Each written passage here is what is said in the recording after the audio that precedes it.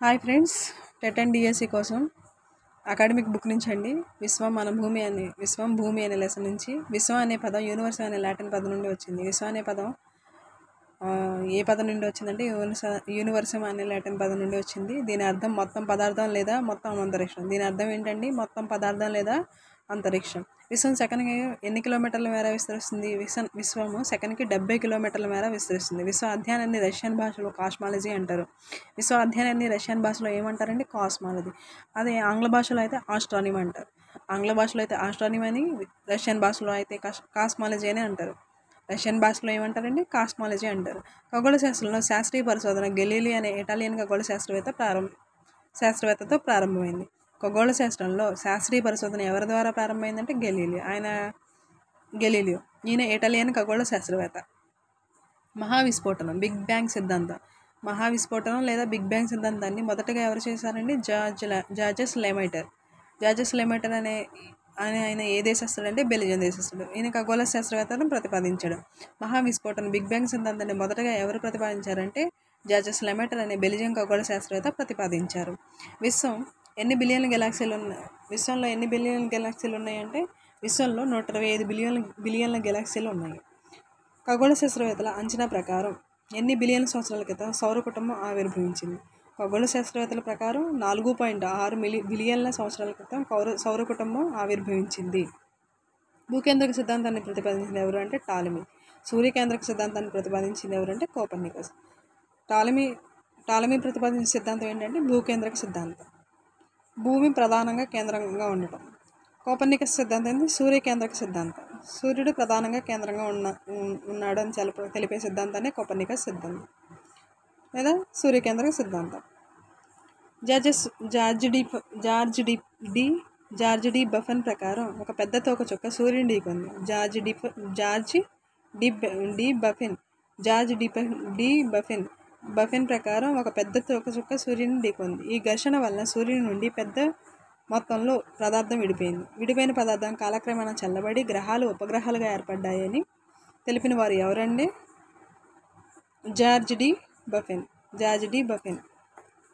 దీని ప్రకారం ఏంటంట, ఒక పెద్ద తాకచుక్క సూర్యుని ఢీకొంది. ఈ ఘర్షణ వల్లే సూర్యుడి నుండి పెద్ద మొత్తంలో పదార్థం విడిపోయింది.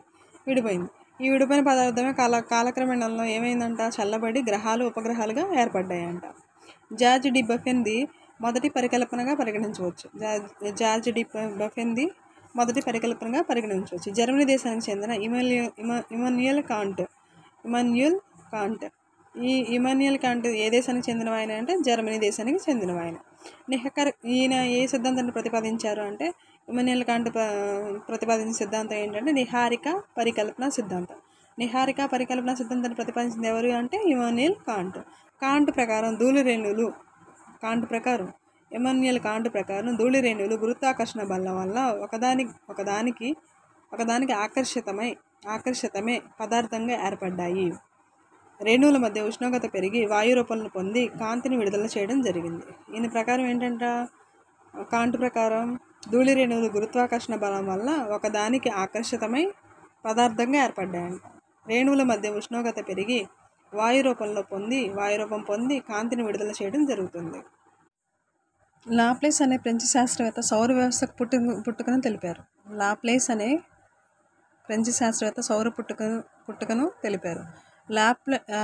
లాప్లేస్ ఏ శాస్త్రవేత్త అండి? ఫ్రెంచ్ శాస్త్రవేత్త. ఆయన ఏం చేశారంటే సౌర వ్యవస్థ పుట్టుక గురించి తెలిపాడు. ఇతని ప్రకారం నేబ్యులా అనే ఆరంభ పదార్థం చాలా వేడిగా ఉండేది. ఇతని ప్రకారం నేబ్యులా అనే ఆరంభ పదార్థం చాలా వేడిగా ఉండేది. తరువాత చల్లబడి ఘనపరిమాణం తగ్గి భ్రమణం పెరిగింది. తర్వాత ఏమైందంట? చల్లబడి ఘనపరిమాణం తగ్గి భ్రమణం పెరిగిందంట. నేబ్యులా నుండి వలయాల రూపంలో పదార్థం వేరుబడి గ్రహాలు ఉపగ్రహాలు ఏర్పడ్డాయి. నేబ్యులా నుండి వలయాల రూపంలో పదార్థం వేరుబడి గ్రహాలు ఉపగ్రహాలు ఏర్పడ్డాయి. బిగ్ బ్యాంగ్ సిద్ధాంతాన్ని ఎడ్విన్ హాబుల్ 1920లో ప్రతిపాదించారు. మొదట ప్రతిపాదించింది ఎవరు బిగ్ బ్యాంగ్ సిద్ధాంతాన్ని? బిగ్ బ్యాంగ్ సిద్ధాంతాన్ని ఎడ్విన్ హాబుల్ 1920లో ప్రతిపాదించారు. మొదటగా ప్రతిపాదించింది ఎవరు? జార్జెస్ లెమైటర్. బిగ్ బ్యాంగ్ సిద్ధాంతాన్ని మొదటగా ప్రతిపాదించింది ఎవరు? జార్జెస్ లెమైటర్.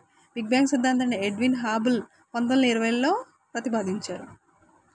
విశ్వ ఆవిర్భావంలో మానవ పరిణామం అనేది పాలిపోయిన నీలి చుక్కగా పేర్కొన్నది ఎవరంటే కార్ల్ సాగన్. విశ్వ ఆవిర్భావంలో మానవ పరిమాణం అనేది పాలిపోయిన నీలం చుక్క అని పేర్కొన్నది ఎవరు అంటే కార్ల్ సాగన్. ప్రస్తుత విశ్వం 13.7 బిలియన్ల సంవత్సరాల క్రితం చిన్న అణువు నుండి ప్రారంభమైంది. విశ్వం ఎప్పుడు ప్రారంభమైందండి? 13.7 బిలియన్ల సంవత్సరాల క్రితం చిన్న అణువు నుండి ప్రారంభమైందంట. విశ్వం గెలాక్సీ యొక్క ఒక అంచు నుండి మరొక అంచుకు దూరం 1,20,000 కాంతి సంవత్సరాలు. విశ్వం గెలాక్సీ యొక్క ఒక అంచు నుండి మరో అంచుకు దూరం 1,20,000 కాంతి సంవత్సరాలు.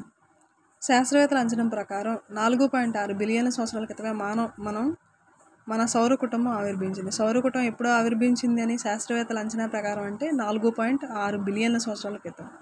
పర్యావరణం, ఎన్విరాన్మెంట్ అనే పదం ఏ భాషా పదం అండి? ఫ్రెంచ్ పదం అయిన ఎన్విరోనర్ అంటే పొరుగు అని అర్థం. ఎన్విరోనర్ అంటే ఏంటంటే పొరుగు అని అర్థం అంట నుంచి ఉత్పన్నమైంది. ప్రపంచ పర్యావరణ దినోత్సవం ఎప్పుడు? జూన్ 5వ తారీఖున. జూన్ 5వ తారీఖున ఏంటండి? ప్రపంచ పర్యావరణం 3 రకాలు. 1 సహజ పర్యావరణం, మానవ నిర్మిత పర్యావరణం, 3 మానవ పర్యావరణం. 1 సహజ పర్యావరణం, 2 మానవ నిర్మిత పర్యావరణం, 3 మానవ పర్యావరణం. మార్చి 22వ తేదీన ఏంటండి? ప్రపంచ జల దినోత్సవం ఎప్పుడు అంటే మార్చి 22. భూమి జలయుత గ్రహం అని కూడా పిలుస్తారు. భూమిని ఏమంటారు? జలయుత గ్రహం, అలాగే నీలి గ్రహం అని కూడా పిలుస్తారు. భూమిపై 2/3 వంతు ఏముంది? నీరు ఉంది. భూమిపై 2/3 వంతు ఏముందండి? నీరు ఉంది. ప్రపంచ ఓజోన్ దినోత్సవం ఎప్పుడండి? సెప్టెంబర్ 16. సెప్టెంబర్ 16 ఏంటి? ప్రపంచ ఓజోన్ దినోత్సవం. విపత్తులు 2 రకాలు. 1 ప్రకృతి విపత్తులు, 2 మానవ కారక విపత్తులు. ఒకటి ఏంటండి? ప్రకృతి విపత్తులు, 2 మానవ కారక విపత్తులు. స్వసిద్ధత ప్రమాణాల నివారణ, స్పందించడం అనేది విపత్తు నిర్వహణ పద్ధతులు. ఫస్ట్ ఏంటిదండి? సంసిద్ధంగా ఉన్నామా లేదా? ఇప్పుడు ఏదైనా వచ్చినప్పుడు, ఫ్లడ్స్ వచ్చినప్పుడు మనం దాన్ని ఎదుర్కోవడానికి సంసిద్ధంగా ఉన్నామా లేదని తెలియదు. ఫస్ట్ అన్నమాట. రెండోది ఏంటి? ప్రమాదాల నివారణకు ఎటువంటి చర్యలు తీసుకోవాలి, ఎట్లా స్పందించడం అనేది విపత్తు నిర్వహణ పద్ధతులు. ఈ 3 ఈ విపత్తు నిర్వహణ పద్ధతులు అన్నమాట. ఒకటేంటిదేంటి? సంసిద్ధత, 2 ప్రమాదాల నివారణ, 2 స్పందించడం అనేది విపత్తుల నివారణ పద్ధతులు. విపత్తు కలిగినప్పుడు ప్రణాళిక రూపొందించి నిర్వహించడం, అమలు చేయడం యొక్క నిరంతర మరియు సమగ్ర ప్రక్రియను విపత్తు నిర్వహణ అంటారు. విపత్తు నిర్వహణ అంటే ఏంటి? విపత్తు కలిగినప్పుడు ప్రణాళిక రూపొందించి నిర్వహించడం, అమలు చేయడం యొక్క నిరంతర మరియు సమగ్ర ప్రక్రియను విపత్తు నిర్వహణ అంటారు. తొలిసారిగా 10వ పంచవర్ష ప్రణాళికలో విపత్తు నిర్వహణ అభివృద్ధి అంశంగా నిర్ణయించబడింది. ఎన్నో ప్రణాళికలో విపత్తు నిర్వహణ ఒక అభివృద్ధి అంశంగా నిర్ణయించబడిందంటే 10వ ప్రణాళిక.